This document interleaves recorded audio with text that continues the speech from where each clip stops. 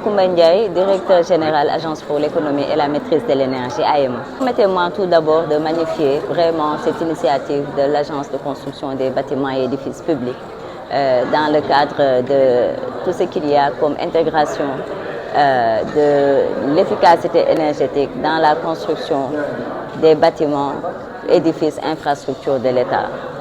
Par rapport à cela, je pense que c'est une haute priorité des autorités sénégalaises et des orientations très claires ont été données dans ce sens depuis quelque temps. Et l'AEME, l'Agence pour la maîtrise de l'énergie, avec l'ACPEP, dans le cadre du partenariat qui vient d'être mis en place officiellement, vont vraiment conjuguer leurs efforts, leurs moyens, leur expertise pour arriver à matérialiser pleinement cette vision-là dans le cadre de l'exploitation, mais aussi bien avant dans le cadre de la construction de tout ce qu'il y a comme bâtiments et édifices au niveau national. Oui, l'économie d'énergie, vous savez, c'est un processus qui ne s'arrête jamais, on peut dire ainsi. Parce qu'il est vrai qu'au départ, si on considère les nouveaux chantiers, en tout cas en termes de bâtiments, il faut les intégrer en amont. Mais durant tout le long de l'exploitation de ces bâtiments et infrastructures, on intègre en continu l'efficacité énergétique dans toutes ses dimensions, que ce soit l'efficacité énergétique active ou passive, et même dans la gestion, l'exploitation et le comportement des usagers au niveau de ces bâtiments. Ce qui fait qu'en réalité, c'est une approche complémentaire. Au contraire, ça va permettre de faciliter l'accélération de cette dynamique d'industrialisation avec moins d'intensité énergétique au niveau des infrastructures industrielles. Parce qu'aujourd'hui, si on intègre au-delà des questions de bâtiments, dans les secteurs industriels, dans les secteurs tertiaires, il y a énormément de niches de gaspillage d'énergie actuellement.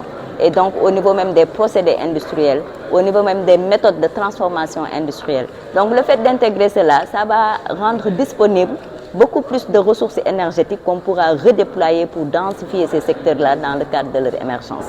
Donc, c'est vraiment une approche très globale. Aujourd'hui, on peut même voir cette approche au-delà des questions industrielles et même rattacher cela au niveau des problématiques de l'accès à l'énergie. Aujourd'hui, si le Sénégal arrive à maîtriser son énergie, c'est une façon également de préserver l'exploitation sur de plus longues durées de ces ressources pétrolières et gazières.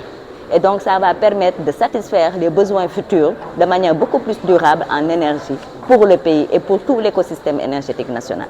Et donc, c'est dans cette dynamique-là que dès lors que les bâtiments, comme on a l'habitude de le dire, certes, on est entouré de bâtiments déjà construits, mais il faut noter que la plupart des bâtiments ne sont pas encore sortis de terre.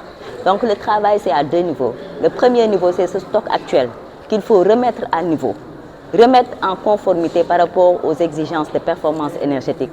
Mais il y a également le défi de ces futurs bâtiments à venir. Donc, qui vont même au-delà des bâtiments de l'administration. C'est tous les bâtiments, même les bâtiments particuliers, nos maisons, nos foyers, et donc toutes les infrastructures au niveau national qui devront vraiment épouser et intégrer pleinement la question de l'efficacité énergétique. Et cette question-là intègre également l'autonomisation de ces bâtiments, parce qu'il ne s'agira plus seulement de considérer que l'énergie conventionnelle. Il faudra également intégrer les énergies renouvelables pour que partiellement ou totalement, dans les cas où c'est possible, qu'on puisse également soulager ce qu'on tire du réseau électrique conventionnel pour pouvoir mieux répondre et satisfaire aux besoins de ces bâtiments à moindre coût.